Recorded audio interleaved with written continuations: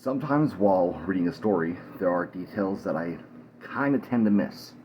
And I'm saying this because in the last review for 3 by 3 Eyes, Volume 5, I mentioned that only Benarasu got decimated, and that Kyanwan, or the King Devil Eyes, was technically still alive.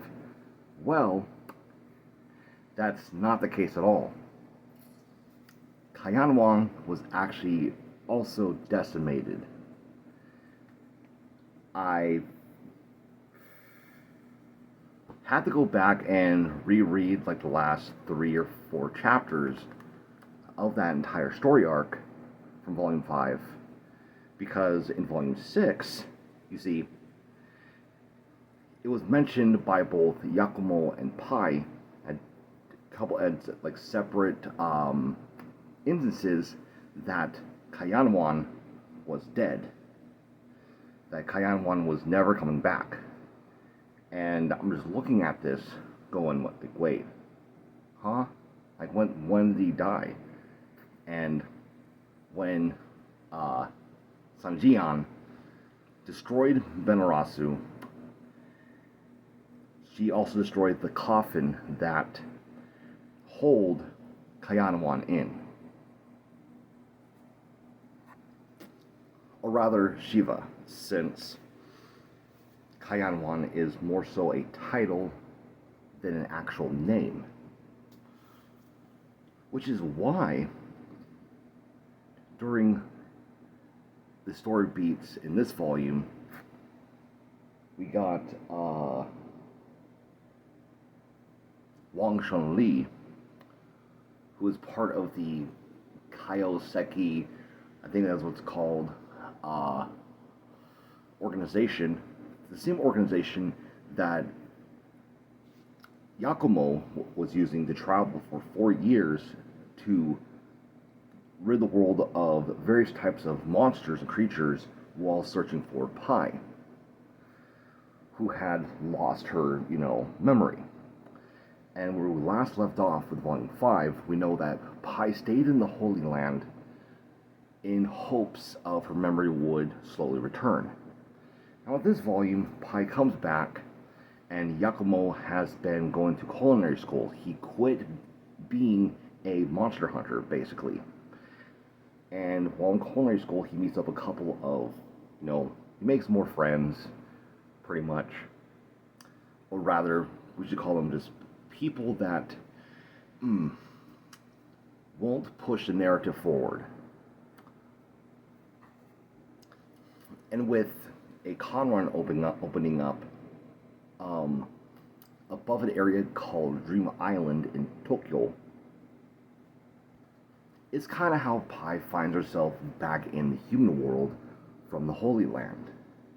But the only reason for this is because of a creature known as the Taiyosei. The Taiyosei is, we never really get to see what this creature actually looks like. We only see it in a cocoon state with eyes popping out of it. Its only means of defense is to take hold of a weak human's mind with the use of a dagger. This dagger, once impaled into its victims, instantaneously turns its victims into a mummy. And no, I'm not talking about bandages and shit like that, no. I mean just a very dried up corpse. So after defeating the creature, both the Yakumo and Pai agree that they need to go and search out basically any other artifact that can produce a Conron or a connection to the Holy Land, as well as find the Statue of Humanity. That way, Yakumo can become human once again, and Pai can officially turn into a human. Unbeknownst to them, Wang Shunli has the Statue of Humanity in her possession,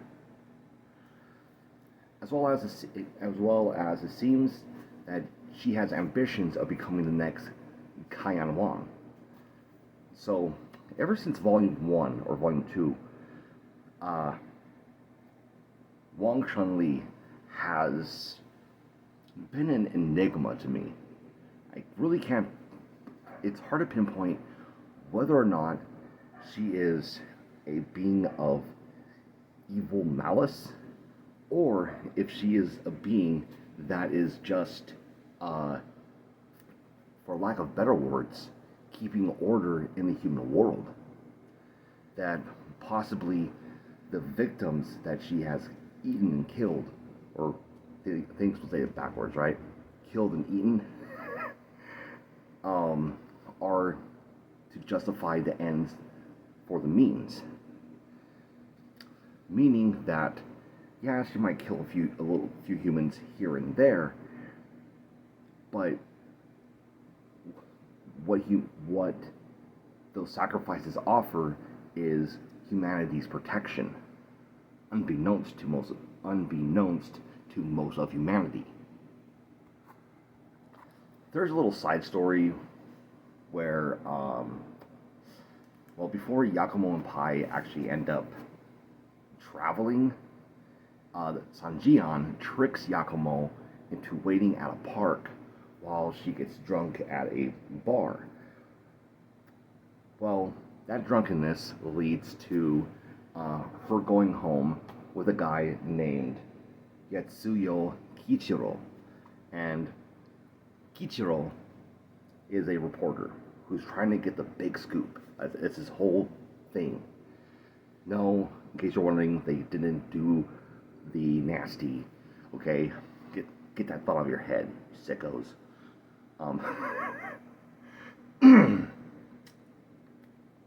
But he learns a lot about Pai. He learns who Yakumo is without ever actually meeting Yakumo, which is crazy. Well, they kind of meet, but not like officially meet. And one thing leads to another. He gets put in a situation where Pai gets attacked by some random monster, which Yakumo kills. And so, since he was the reporter on the scene, that became his big scoop.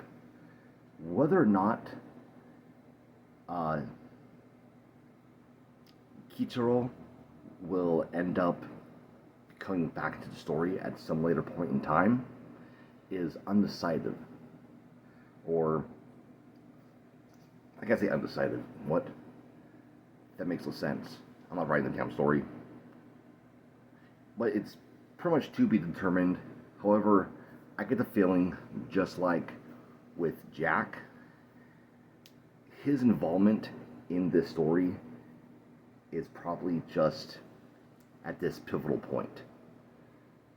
Now, what his character actually offered in the story is another reason to show Pai indirectly that there are indeed good humans. Because I do believe that she has experienced the bad, but she's now also experiencing the good. Granted, most of the good faith that she has in humans is technically through Yakumo. It's strange. 6 volumes in, and I don't know. The relationship between Pai and Yakumo is very confusing. Even more so confusing than the relationship between Inuyasha and Kagome, which has kind of made itself known in the context of the story. But Pai and Yakumo's relationship, it's not a master and servant relationship. However, the two also don't seem like they're lovers either. But then again, maybe I should just wait until I get further along with the story. Because granted, they do, mention that they love each other and all that jazz. And their actions implement that they do. but there's something strange about it that I can't pinpoint. But anyways, what did you guys think of 3x3 Eyes Volume 6? Let me know in the comments down below. Thank you guys for watching. Hope you all have a wonderful day. If you haven't already, go ahead and subscribe to the channel. Make sure that you hit that notification icon. That way you will be notified when I put out more content in the future. And give the video a thumbs up. It helps the algorithm, lets people know that my content is worth watching. Plus, it makes me feel good. And be sure to share this video with anybody that you know that is a fan of manga. And with that being said, ciao for now.